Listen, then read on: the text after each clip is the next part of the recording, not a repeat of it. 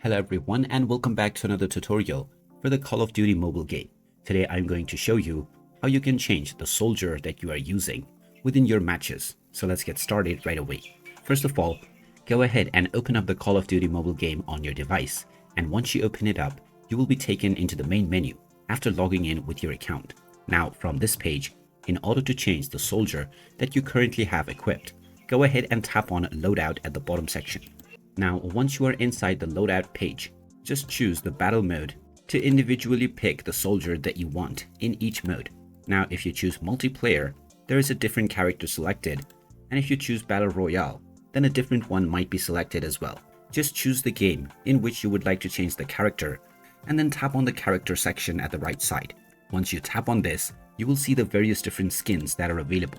Just choose from the various different ones that are available, and once you are done, you can tap on the deploy button. You may also customize any soldier if you wish by using the customize button. From here you can change the type of backpack as well as helmets and clothing. After tapping on deploy, this soldier will now be updated to be used within this particular battle mode that you have just selected.